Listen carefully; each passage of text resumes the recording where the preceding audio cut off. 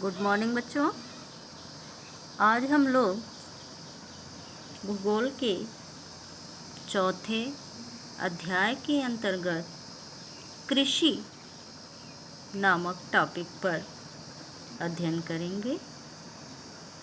तो बच्चों, जैसा कि हम सभी जानते हैं कि भारत एक कृषि प्रधान देश रहा है और इसकी 2/3 जनसंख्या कृषि कार्यों में वर्तमान समय में भी संलग्न है। कृषि हमारे देश की सबसे प्राचीन आर्थिक क्रिया है। सबसे प्राचीन यानी हमारे देश की सबसे प्राचीन आर्थिक क्रिया कब से प्रारंभ हुई? तो बच्चों, हड़प्पा काल से, यूँ कहें तो कृषि का प्रारंभ जो है पाषाण काल के अंतिम चरण में शुरू हुआ था। जैसा कि आप सभी जानते हैं कि मनुष्य ने चाक के आविष्कार के पश्चात कृषि कार्य आरंभ किया था और कृषि कार्य के कारण ही मनुष्य सामुदायिक जीवन व्यतीत करने लगा था और मनुष्य धीरे धीरे सभ्य बन गया। ये आप लोगों ने पढ़ा होगा पाषाण काल को, और तभी से कृषि का जो है मनुष्य के जीवन का आर्थिक आधार बन गया। और इसके बाद विश्व में जो भी सभ्यताएं विकसित हुई प्राचीन काल में, वो सब नदियों के किनारे विकसित हुई थी, क्योंकि उन सभ्यताओं की अर्थव्यवस्था का आधार क्या हुआ करता था बच्चों? कृषि हुआ करती थी। और उस समय सिंचाई की आधुनिक पद्धतियों का विकास नहीं हुआ था। कृषि में सिंचाई की आवश्यकता होती थी, इसलिए नदियों के किनारे सभ्यताएं विकसित हुआ करती थी। और भारत में भी प्राचीन काल में सिंधु घाटी की सभ्यता विकसित हुई थी, जैसा कि आप लोग पढ़ चुके हैं। सिंधु नदी के घाटी में विकसित हुई थी और यहाँ के लोग कृषि एवं पशुपालन किया करते थे। यानी कृषि हमारे देश की सबसे प्राचीन आर्थिक क्रिया है। और कृषि के बोलचाल की भाषा में हम फसलों को उगाना ही कृषि कहते हैं।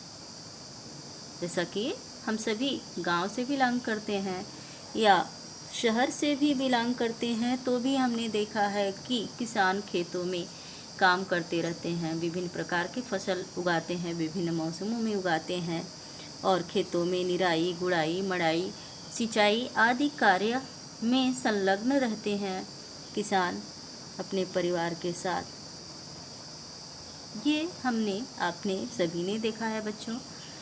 और हमारे ज़हन में, हमारे दिमाग में कृषि शब्द आते ही फसलों विभिन्न प्रकार की फसलों के चित्र स्वतः आ जाते हैं हमारे आँखों के सामने।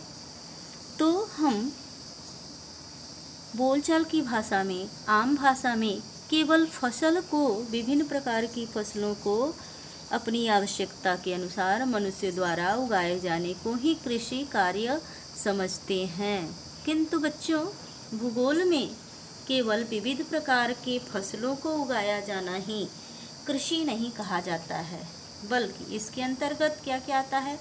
पशुपालन आता है, मुर्गी पालन आता है, मधुमक्खी पालन आता है, झींगा पालन आता है, रेशम कीट पालन आता है, बागवानी आती है और मत्स्य पालन भी आता है। अब आपके मन में यह प्रश्न उठ रहा होगा कि भला ये मुर्गी पालन, मत्स्य पालन और पशुपालन कृषि के अंतर्गत कैसे आता है? इनकी तो खेतों में बुआई नहीं होती है ना, नहीं होती, बिल्कुल नहीं होती है। लेकिन ये सभी, जैसा कि हमने लिखा हुआ है कि कृषि, इसके अंतर्गत क्या क्या आता है? पशुपालन, मुर्गी पालन, मधुमक्खी पालन, झींगा पालन, रेशम कीट पालन, बागवानी पालन और मत्स्य पालन भी आता है। तो बच्चों, आपके मन में प्रश्न उठना लाजमी है और उठ भी सकता है। तो इसका उत्तर यह है कि कृषि जो है वह एक प्राथमिक क्रिया है। कृषि क्या है बच्चों? प्राथमिक क्रिया है।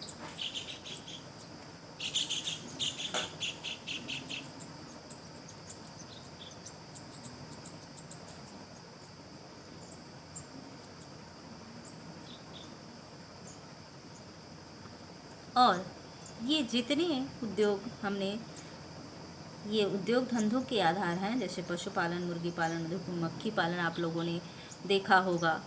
पशु पर आधारित क्या है? डेयरी उद्योग, जो कि प्राथमिक उद्योग के अंतर्गत आता है। मुर्गी पालन से जो अंडे प्राप्त होते हैं, मधुमक्खी पालन से जो शहद प्राप्त होता है, ये सब जो हैं ये प्राथमिक उद्योग के अंतर्गत आते हैं, जो कि कृषि पर आधारित होते हैं। जैसे रेशम के कीड़े कहाँ पाले जाते हैं? शहतूत की टहनियों पर पाले जाते हैं। शहतूत जो होता है एक प्रकार का पेड़ होता है, जिसकी टहनियाँ काट करके उसको खेतों में लाइन से गाड़ दिया जाता है, रोप दिया जाता है और उसी टहनियों के मध्य रेशम के कीट पाले जाते हैं। यानी कि रेशम कीट पालन किस पर आधारित है? कृषि पर आधारित है। इसी तरह से बागवानी में क्या होता है? विभिन्न प्रकार के पौधे लगाए जाते हैं, जिनसे कि फल, सब्जियां ये सब प्राप्त होती हैं। तो ये सब चीज़ें किस पर आधारित हैं? ये सारी चीज़ें जो हैं ये प्राथमिक उद्योग के अंतर्गत आते हैं। और कृषि क्या है? प्राथमिक उद्योग का महत्वपूर्ण कारक है। ये जो सारी चीज़ें हैं किस पर आधारित हैं? कृषि पर आधारित हैं। और कृषि क्या है? एक प्राथमिक क्रिया है। इसीलिए कृषि के अंतर्गत ये समस्त चीज़ें आती हैं। केवल फसलों को उगाना ही, विभिन्न प्रकार की फसलों को उगाना ही कृषि कार्य नहीं है, बल्कि उस पर आश्रित विभिन्न प्रकार के सहायक चीज़ों को भी, वस्तुओं को भी इसमें शामिल किया गया है। और बच्चों, कृषि जो है, यह कृषि कार्य में क्या होता है कि खाद्यान्न उत्पन्न किया जाता है। खाद्यान्नों के अतिरिक्त यह विभिन्न उद्योगों के लिए कच्चा माल भी पैदा करती है। कच्चा माल जैसे अब हमने पशुपालन लिखा हुआ है, तो पशुपालन से आप कल्पना कर सकते हो, सोच सकते हो, समझ सकते हो कि कौन कौन से उद्योग धंधे पशुओं पर आधारित हैं बच्चों। तो सबसे पहले क्या हो जाएगा? बहुत सारे पशुओं के बालों से वस्त्र बनाए जाते हैं, ऊनी वस्त्र, जैसे भेड़। बहुत सारे पशुओं से दूध निकाला जाता है। डेयरी उद्योग पशुओं पर आधारित है। मांस उद्योग पशुओं पर आधारित है। हाथी दांत उद्योग पशुओं पर आधारित है। तो विभिन्न प्रकार के उद्योग धंधे, पशुओं के उद्योग धंधों का कोई आदि अंत नहीं है बच्चों। विविध प्रकार की चमड़े की वस्तुएं बनाई जाती हैं। तो ये सारी चीज़ें जो हैं पशुओं पर आधारित उद्योग धंधे हो गए। इसी तरह से मुर्गी पालन क्यों किया जाता है? अंडे के लिए किया जाता है। मधुमक्खी पालन क्यों किया जाता है? शहद प्राप्त करने के लिए किया जाता है। शहद औषधि के रूप में प्रयोग किया जाता है। और इसी तरह से झींगा पालन, रेशम कीट पालन, बागवानी और मत्स्य पालन भी विविध उद्देश्यों को लेकर के किया जाता है। तो ये जो होते हैं खाद्यान्नों के अतिरिक्त कृषि द्वारा विभिन्न उद्योगों के लिए कच्चे माल की प्राप्ति भी होती है। इसके अतिरिक्त कुछ उत्पाद जैसे चाय, कॉफ़ी, मसाले इत्यादि का निर्यात भी किया जाता है, जिन्हें नकदी फसलों के अंतर्गत रखा जाता है। तो बच्चों, कृषि, अब प्रश्न उठता है कि ये कृषि कितने प्रकार की होती है। तो क्या हो गया? कृषि के प्रकार।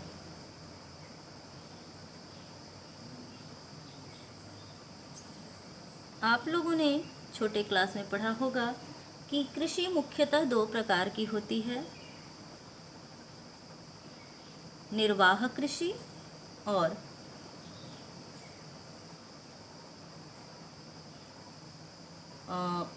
वाणिज्यिक कृषि, वाणिज्यिक या व्यापारिक कृषि। तो इसके अतिरिक्त ये तो दो मुख्य प्रकार हो गए। इन प्रकारों के विभिन्न उप प्रकार हैं। वैसे तो मुख्यतः इन्हीं दो रूपों में कृषि की जाती है, निर्वाह के लिए या वाणिज्य के लिए। दो प्रकार से ही कृषि की जाती है बच्चों, लेकिन इसके विविध रूप हैं। जैसे प्रारंभिक जीविका निर्वाह कृषि, जैसा कि अभी हमने बताया, कृषि के दो प्रकार हैं। कौन कौन से? मुख्यतः दो प्रकार हैं।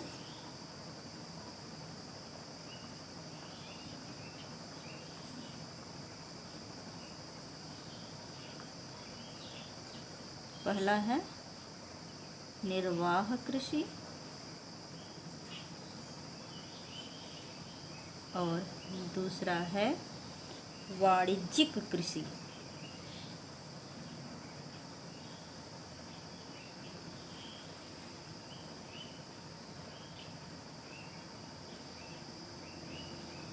तो मुख्य रूप से कृषि दो प्रकार की होती है। कौन कौन सी बच्चों? निर्वाह कृषि और वाणिज्यिक कृषि। तो प्रारंभिक जीवन निर्वाह कृषि जो होता है, वो भूमि के छोटे टुकड़ों पर पुराने औजारों जैसे लकड़ी के हल और बैल की सहायता से खुदाई करके या छड़ी तथा परिवार अथवा समुदाय श्रम से की जाती थी। यानी कि खेतों की खुदाई करके, चाहे वो बैल की सहायता से हो, हल की सहायता से हो या किसी अन्य औजार से खुदाई करके जो कृषि कार्य प्रारंभिक अवस्था में किए जाते थे, वह केवल प्रारंभिक जीविका निर्वाह कृषि कहलाने के योग्य थे, क्योंकि उतना ही उत्पादन होता था जिससे कि जीवन निर्वाह आसानी से हो सके। कृषि कार्य करने वाले का जीवन निर्वाह आसानी से हो सके, इसीलिए इसे प्रारंभिक जीविका निर्वाह कृषि भी कहा गया। इस प्रकार की कृषि भारत के कुछ भागों में अभी भी की जाती है। कौन सी कृषि बच्चों? प्रारंभिक जीविका निर्वाह कृषि। इसमें क्या होता है इस कृषि में कि भूमि के छोटे छोटे टुकड़े होते हैं, जिसको किसान किसी औजार की सहायता से, जैसे कुदाल हुआ या हल हुआ, तो उसकी जो कि बैल द्वारा चलाया जाता है, तो उसकी सहायता से जुताई करके खेतों को उसमें फसल लगा देते हैं। तो उतना ही खाद्यान्न उत्पन्न होता है जिससे कि उनका जीवन निर्वाह हो सके। इसीलिए इसे प्रारंभिक जीविका निर्वाह कृषि कहा जाता है। और इस प्रकार की कृषि प्रायः मानसून, मृदा की प्राकृतिक उर्वरता और फसल उगाने के लिए अन्य पर्यावरणीय परिस्थितियों की उपयुक्तता पर निर्भर करती है। तो प्रारंभिक जीविका निर्वाह कृषि क्यों की जाती है, किस पर निर्भर करती है बच्चों? तो ये मानसून पर निर्भर करती है और मिट्टी की उर्वरा शक्ति पर निर्भर करती है। कहाँ की मिट्टी कैसी है, कहाँ कौन सी फसल उत्पन्न हो सकती है, कितनी फसलें उगाई जाती हैं, ये सब मिट्टी की उर्वरा शक्ति पर ही निर्भर करता है बच्चों। और साथ ही पर्यावरण की जो परिस्थितियाँ होती हैं, उसी के अनुसार कृषि कार्य किया जाता है। और यह जो प्रारंभिक जीविका निर्वाह कृषि होती है, देश के विभिन्न भागों में इस प्रकार की कृषि को विभिन्न नामों से जाना जाता है। किस कृषि को? प्रारंभिक जीविका निर्वाह कृषि।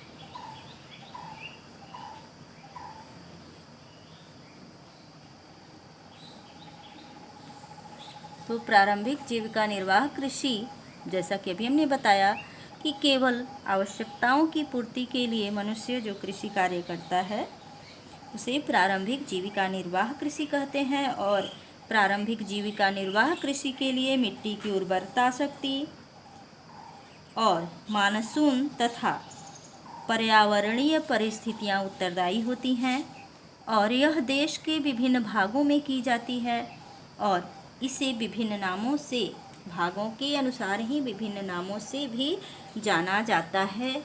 तो बच्चों, प्रारंभिक जीविका निर्वाह कृषि को उत्तर पूर्वी राज्यों जैसे असम उत्तर पूर्वी क्षेत्र में आता है, मेघालय, मिजोरम और नागालैंड।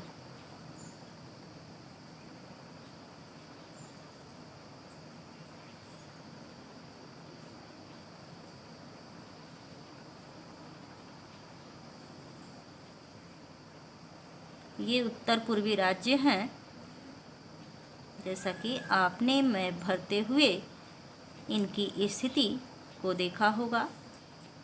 ये उत्तर भारत के उत्तर पूर्वी क्षेत्र में स्थित राज्य हैं, इसलिए इन्हें उत्तर पूर्वी राज्य कहा जाता है। में क्या होता है? जीविका निर्वाह कृषि झूम कृषि कही जाती है। क्या कहलाती है? झूम कृषि। तो जीविका निर्वाह कृषि किन किन राज्यों में झूम कृषि के नाम से जाना जाती है? उत्तर भारत के उत्तर पूर्वी राज्यों में, जिसमें असम, मेघालय, मिजोरम और नागालैंड प्रमुख हैं। इनमें प्रारंभिक जीविका निर्वाह कृषि को झूम कृषि के नाम से जाना जाता है।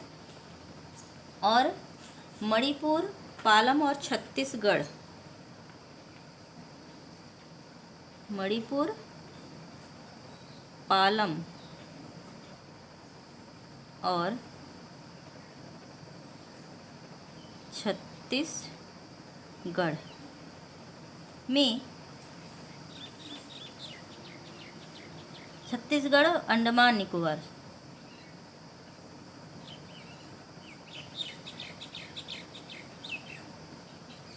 तथा बिहार के बस्तर जिले में, बस्तर बिहार का एक जिला है, जैसा कि आपको पता होगा, जिले में इसे दीपा कहा जाता है। क्या कहा जाता है बच्चों? दीपा कृषि। तो कृषि का तरीका एक ही है। क्या है? प्रारंभिक जीविका निर्वाह कृषि, जिसे कि विभिन्न स्थानों पर विभिन्न नामों से जाना जाता है। कहीं पर इसे झूम कृषि के नाम से जाना जाता है, तो कहीं पर दीपा कृषि के नाम से जाना जाता है। और इस कृषि के अंतर्गत किसान अपनी जमीन के टुकड़े साफ करके उन पर अपने परिवार के भरण पोषण के लिए अनाज व अन्य खाद्य फसलें उगाते हैं। तो बच्चों, प्रारंभिक कृषि में, प्रारंभिक जीविका निर्वाह कृषि में किसान क्या करता है? जैसे असम, मेघालय, मिजोरम और नागालैंड जो झूम कृषि है, उसके अंतर्गत क्या किया जाता है कि जंगलों के पास रहने वाले लोग जंगलों को जला देते हैं और उसी राख में खाद्यान्न फसलों को बो दिया जाता है और फिर फसल को काट लिया जाता है। इसके पश्चात वहाँ से लोग पलायन कर जाते हैं और फिर दूसरे साल दूसरे जंगल में, फिर तीसरे साल तीसरे जंगल में और फिर चौथे साल उसी जंगल में जहाँ से कि वो लोग पहले से चले थे वहाँ पर आ जाते हैं। इस प्रकार की स्थानांतरण ही कृषि को स्थानांतरण होता रहता है। तो इस प्रकार की स्थानांतरण हुआ ना बच्चों, एक स्थान से दूसरे स्थान पर, दूसरे से तीसरे स्थान पर गए। तो ऐसा क्यों करते थे ये लोग किसान? क्योंकि एक बार जंगल, वहाँ तो मिट्टी होती नहीं, तो जंगल जो पौधे होते हैं उन्हीं की राख में ये कृषि की जाती है। तो एक बार जंगल जल जाएंगे तो आप कल्पना कर सकते हो कि फिर तुरंत जंगलों में पौधे इतने बड़े नहीं हो जाएंगे कि उनकी राख में फसल लगाई जा सके। तो पौधों के विकसित होने में, सघन होने में 1-2 साल का समय लगता है बच्चों। इसलिए यहाँ के लोग, यानी कहाँ के लोग, मणिपुर, मेघालय, असम, मेघालय, मिजोरम, नागालैंड आदि जगहों के लोग जो कि कृषि, जीविका निर्वाह कृषि करते हैं, वो क्या करते हैं कि फसल लगाने के बाद, काटने के बाद पुनः फिर उस स्थान से प्रस्थान कर जाते हैं और दूसरे स्थान पर फसल लगाते हैं, फिर तीसरे स्थान पर फिर वापस पहले स्थान पर घूम फिर करके आ जाते हैं। इसको झूम कृषि कहा जाता है। और इसी प्रकार की कृषि मणिपुर, पालम और छत्तीसगढ़ तथा अंडमान निकोबार और बस्तर, बिहार के बस्तर जिले में जो लोग करते हैं उन्हें दीपा कहा जाता है। यानी कि वो लोग इस कृषि को दीपा के नाम से पुकारते हैं। क्रिया एक ही है, प्रारंभिक जीवन निर्वाह कृषि, नाम जगह के अनुसार निर्धारित किया गया है। तो इसमें चाहे वो झूम कृषि हो या दीपा कृषि हो, कार्य क्या हो रहा है बच्चों कि किसान जमीन को साफ करके अपने परिवार के भरण पोषण के लिए खाद्यान्न फसलें उगाते हैं। और जब मृदा की उर्वरता कम हो जाती है तो किसान उस भूमि के टुकड़े से स्थानांतरित हो जाते हैं और कृषि के लिए भूमि का दूसरा टुकड़ा साफ करते हैं। कृषि के इस प्रकार के स्थानांतरण से प्राकृतिक क्रियाओं द्वारा मिट्टी की उर्वरता शक्ति बढ़ जाती है। तो क्या होता है, इसे हम क्या कह सकते हैं, स्थानांतरणीय कृषि भी कह सकते हैं। क्यों कह सकते हैं, अभी हमने कारण बताया। तो बच्चों, झूम कृषि, दीपा कृषि या प्रारंभिक जीवन निर्वाह कृषि को हम स्थानांतरण कृषि भी कह सकते हैं।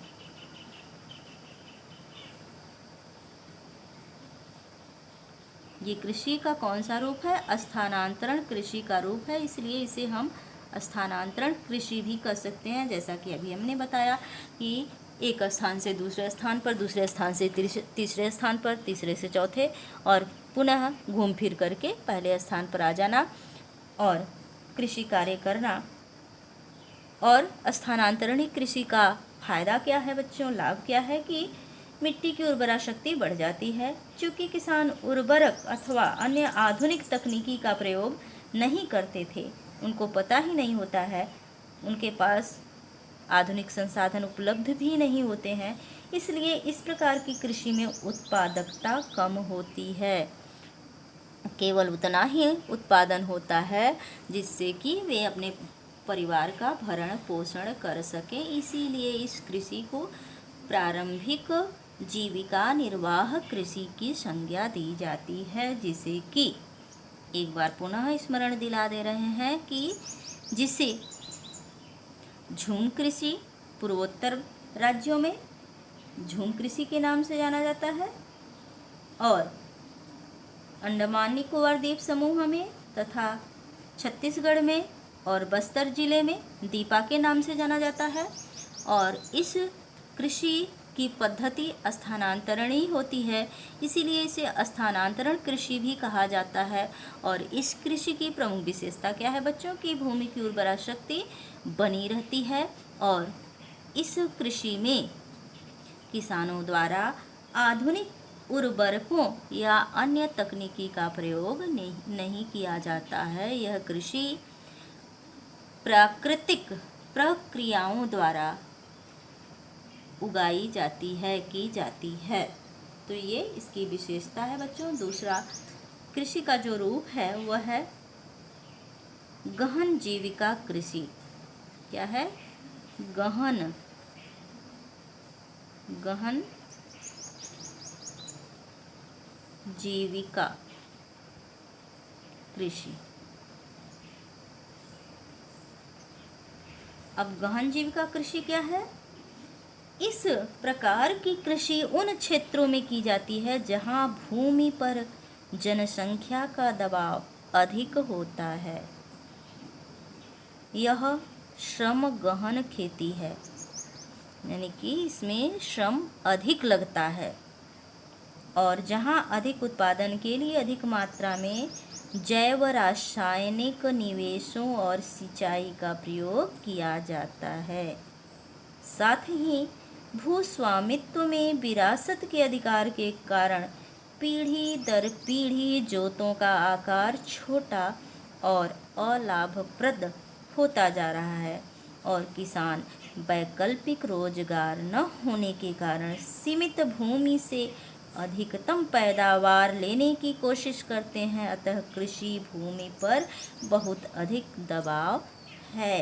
तो बच्चों, हमारे क्षेत्र में जो कृषि कार्य किया जाता है उसका यही रूप है।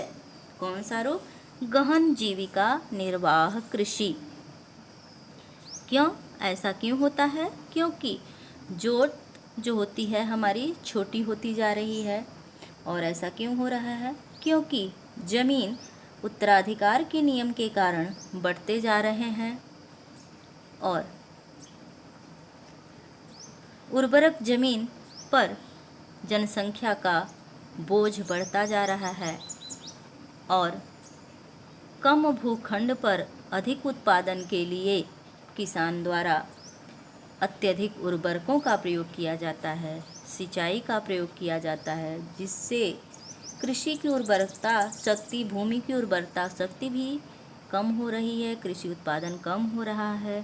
साथ ही पर्यावरण प्रदूषण का कारण भी गहन जीविका कृषि है। किंतु यह कृषि भारत के लगभग समस्त भागों में दिखाई पड़ती है, और पैदावार बढ़ाने के लिए कीटनाशकों का प्रयोग भी किया जा रहा है, जो कि हानिकारक है। और अगली कृषि क्या है? यानी गहन जीविका निर्वाह कृषि। जैसे कि आप लोग पढ़ते हैं तो कहते हैं ना कि गहन अध्ययन कर रहे हैं। गहन अध्ययन मतलब गहराई से अध्ययन कर रहे हैं किसी विषय में। तो इसी तरह से कृषि कार्य जो किया जाता है, मतलब कम भूखंड पर अधिक उत्पादन कैसे हो उसके विषय में किसान तरह तरह का प्रयोग करता रहता है। जैसे विभिन्न प्रकार के उर्वरकों का प्रयोग, आधुनिक संसाधनों का प्रयोग, जिससे कि उत्पादन बढ़े। इसी को गहन जीविका कृषि कहते हैं। और ऐसा किसान क्यों करता है? क्योंकि उसके पास भूखंड कम होता है, खेती योग्य ज़मीन कम होती है, और अधिक उत्पादन प्राप्त करने के लिए ऐसा किसान करता है, यानी गहन जीविका कृषि। और अगली कृषि है जो कि दूसरा कृषि का पाठ हमने बताया था, वाणिज्यिक कृषि। क्या है? वाणिज्यिक कृषि। तो व्यापारिक दृष्टि से जो कृषि की जाती है, अभी तक आपने देखा कि भारत में जो कृषि की जा रही है वह किस दृष्टि से की जा रही है? केवल जीवन निर्वाह के लिए की जा रही थी, यानी कि अपने परिवार के भरण पोषण के पूर्ति के लिए की जा रही थी, तो उसे जीवन निर्वाह कृषि कहा गया। अब क्या है? कृषि का दूसरा स्वरूप दिखाई देता है, जो है व्यापार की दृष्टि से किया जाने वाला कृषि। तो कृषि के वाणिज्यीकरण का स्तर विभिन्न प्रदेशों में अलग अलग है। हर जगह एक ही जैसी फसलें न तो उगाई जाती हैं, और ना ही उत्पादन एक जैसा है, और ना ही एक जैसे कृषि यंत्रों का प्रयोग किया जा रहा है। हर जगह क्या है? इसमें विविधता पाई जाती है। किंतु ये कृषि व्यापारिक दृष्टिकोण से की जाती है, व्यापार के लिए की जाती है। इसलिए इस कृषि में आधुनिक संसाधनों का जमकर प्रयोग किया जाता है, उपयोग किया जाता है, और उत्पादन अधिक से अधिक खाद्यान्न फसलों का उत्पादन बढ़ाने के लिए आधुनिक यंत्रों का अधिक से अधिक प्रयोग किया जाता है, सिंचाई का प्रयोग किया जाता है। तो कृषि के वाणिज्यिकीकरण का स्तर विभिन्न प्रदेशों में क्या है, अलग अलग है। जैसे कि हरियाणा और पंजाब में चावल वाणिज्य की एक फसल है। कौन सी फसल है, चावल। और उड़ीसा में यह एक जीविका फसल है, यानी कि उड़ीसा में लोगों के जीवन निर्वाह के लिए चावल आवश्यक है, तो पंजाब और हरियाणा में व्यापार के लिए चावल आवश्यक है। इसी प्रकार की कृषि के मुख्य लक्षण आधुनिक निवेशों जैसे अधिक पैदावार देने वाले बीजों, रासायनिक उर्वरकों और कीटनाशकों के प्रयोग से उच्च पैदावार प्राप्त करना है। और वाणिज्यिक कृषि के अंतर्गत रोपण कृषि शामिल है। कौन सी कृषि, रोपण।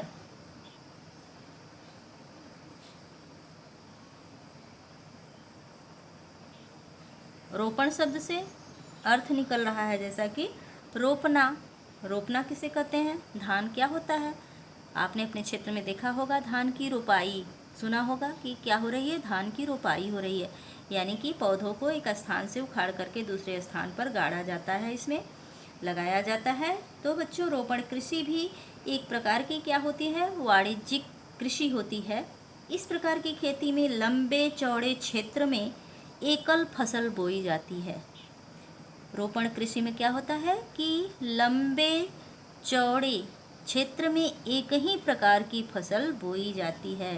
जैसे मान लीजिए गेहूँ लगा रहे हैं किसान, तो 1 एकड़ 2 एकड़ 4 एकड़ लगातार गेहूँ, या टमाटर लगा रहे हैं या मटर लगा रहे हैं, जो भी फसल लगा रहे हैं, तो काफ़ी लंबे चौड़े क्षेत्र पर इसकी रोपाई की जाती है। इसी को रोपण कृषि कहते हैं। रोपण कृषि उद्योग और कृषि के बीच एक इंटरफेस है। रोपण कृषि व्यापक क्षेत्र में की जाती है, जो अत्यधिक पूंजी और श्रमिकों की सहायता से की जाती है। तो आप कल्पना कर सकते हो बच्चों कि अधिक क्षेत्रफल पर कृषि कार्य किया जा रहा है, और वह भी वाणिज्यिक दृष्टि से किया जा रहा है, यानी व्यापारिक दृष्टि से किया जा रहा है। तो श्रमिकों की आवश्यकता भी उसी अनुपात में होगी। इससे प्राप्त सारा उत्पादन उद्योग में कच्चे माल के रूप में प्रयोग किया जाता है। रोपण कृषि का जो होता है उपयोग कहाँ होता है, इसकी पैदावार का उपयोग अधिकांशतः उद्योग क्षेत्र में किया जाता है। और किस रूप में किया जाता है, कच्चे माल के रूप में किया जाता है। भारत में रोपण कृषि के अंतर्गत कौन कौन सी फसलें आती हैं बच्चों, चाय आता है, कॉफ़ी आती है, रबर आता है, गन्ना आता है, केला आता है। ये जो है रोपण कृषि के महत्वपूर्ण उदाहरण हैं, महत्वपूर्ण फसलें हैं। असम और उत्तरी बंगाल में चाय कहाँ होती है, रोपण कृषि में क्या आता है, चाय आता है, कॉफ़ी आती है, रबर, गन्ना और केला।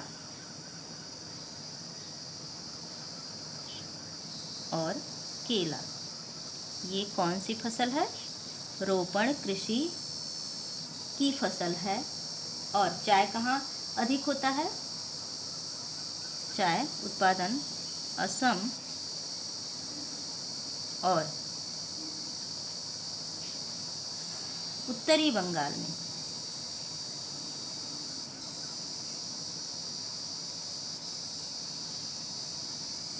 असम और उत्तरी बंगाल में चाय की अत्यधिक कृषि बागवानी लगाई जाती है। ये बागानी कृषि रोपण कृषि का उदाहरण है। तो अत्यधिक बाग जो है चाय के बागान कहाँ हैं, असम में है और उत्तरी बंगाल में पाए जाते हैं। और कॉफ़ी के बागान जो हैं दूसरे नंबर पर क्या है, कॉफ़ी, इसके बागान जो है वो कहाँ पाए जाते हैं बच्चों, भारत के कर्नाटक राज्य में। कहाँ है, कर्नाटक, यानी कि कॉफ़ी उत्पादन में पहला स्थान किस राज्य का है, कर्नाटक राज्य का है। तो यह कर्नाटक राज्य की मुख्य रोपण फसल है। कौन सी फसल? कॉफ़ी। इसी तरह से विभिन्न राज्यों की विभिन्न रोपण फसलें हैं। चूँकि रोपण कृषि में उत्पादन बिक्री के लिए होता है, यानी बाजार के लिए होता है, इसलिए इसके विकास में परिवहन और संचार साधन से संबंधित उद्योग और बाजार महत्वपूर्ण योगदान देते हैं। तो इन फसलों के उत्पादन के साथ साथ किस चीज़ का ध्यान दिया जाता है? इन्हें बेचने के लिए बाजार विकसित होने चाहिए। साथ ही क्या होता है? परिवहन के साधन विकसित होने चाहिए। तभी ये जो रोपण कृषि है वो वाणिज्यिक दृष्टि से महत्वपूर्ण होगी, अन्यथा नहीं हो पाएगी। अगर हम इस कृषि का विकास ऐसे क्षेत्र में करें जहाँ की परिवहन के साधन उपलब्ध न हो और बाजार उपलब्ध न हो, तो ये कृषि क्या हो जाएगी बच्चों? व्यर्थ हो जाएगी, बेकार हो जाएगी, बर्बाद हो जाएगी। और शस्य प्रारूप, अगला टॉपिक हमारा क्या है? शस्य प्रारूप। शस्य मतलब होता है हरा भरा। तो भारत की भौतिक विविधताओं और संस्कृतियों की बहुलताओं के संबंध में अध्ययन किया है। ये देश में कृषि पद्धतियों और शस्य प्रारूपों में प्रतिबिंबित होता है, मतलब विविध रूपों में दिखाई देता है। इसलिए देश में बोई जाने वाली फसलों में अनेक प्रकार के खाद्यान्न और रेशे वाली फसलें, सब्जियां, फल, मसाले इत्यादि शामिल हैं। भारत में 3 शस्य ऋतुएं हैं जो इस प्रकार हैं: रबी, खरीफ और जायद। तो 3 प्रकार की फसल ऋतु है भारत में। कौन कौन सी फसल ऋतु कौन कौन सी है बच्चों?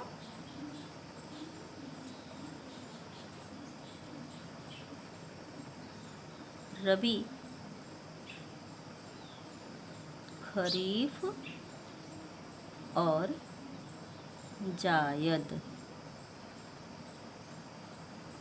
ये 3 प्रकार की फसल ऋतु होती है, जिसमें कि 3 प्रकार की फसलें भारत में बोई जाती हैं। 3 फसलें विभिन्न प्रकार की बोई जाती हैं, 3 ऋतुओं के अंतर्गत विविध प्रकार की फसलें बोई जाती हैं। और